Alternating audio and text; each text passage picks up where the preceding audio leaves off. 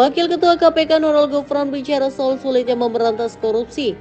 Dia mengatakan koruptor bereproduksi dengan cepat. Perkara yang sudah ditangani sejak 2004 sampai 2024, Pak, angka grafiknya seperti ini. Artinya apa?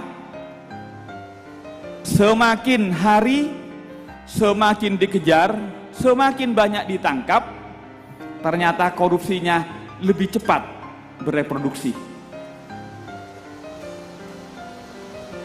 Semakin canggih modusnya, semakin luas. Gufron mengatakan dari tahun 2004 sampai 2024 sudah ada 1.607 perkara yang ditangani KPK. Modus terbanyak adalah penyuapan, selanjutnya pungutan liar dan pemerasan, baru kemudian suap-suap di perizinan. Dia mengatakan pihak terbanyak yang dijerat didominasi swasta baru pejabat negara.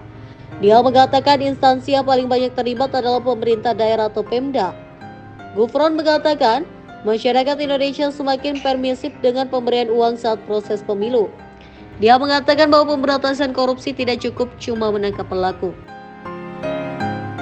Masyarakat semakin permisif, tidak melihat lagi amplop-amplop pilkada maupun pileg maupun pilpres itu sebagai sebuah hal yang negatif, tabu atau kemudian diharamkan. Tidak ada, Pak. Ini wajah kita, wajah korupsi di Indonesia saat ini. Oleh karena itu, Pak, kami kemudian menilai bahwa korupsi di Indonesia tak cukup dan tak bisa hanya dengan kemudian ditangkapi saja. Karena kecepatan kami menangkap dengan reproduksi koruptor baru jauh lebih cepat reproduksi koruptor baru. Melalui proses apa? Proses pilkada.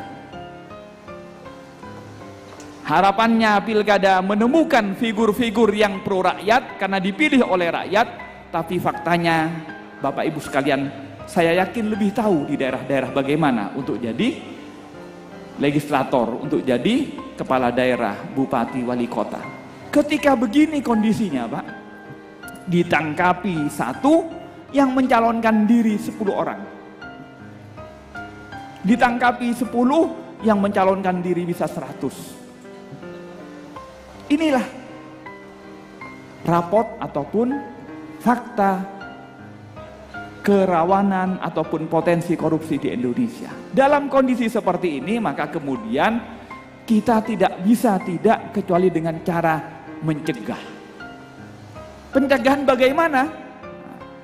Maka kami mendirikan selain ada pencegahannya Pak Pahala, jadi pendekatan kami ditangkap yang sudah voltoid menjadi koruptor, artinya sempurna dalam perspektif hukum, kami tangkap. Tapi tentu kami tidak ingin ditangkap tapi kemudian proses reproduksi pejabat-pejabat baru tetap saja. Oleh karena itu kami menghadirkan proses pencegahan. Pencegahan itu harapannya apa, Pak? Agar tata kelola uang, tata kelola layanan publik, wewenang itu tidak bisa dikorup. Ini harapannya. Maka kemudian kami juga mendirikan Kedeputian Pendidikan, harapannya karena kadang, Pak, sudah ditangkap, sudah dicegah, tapi masih mikir, kalau peraturannya seperti ini, bagaimana caranya main gitu. Masih berpikir cara yang kemudian untuk ngelabui peraturan.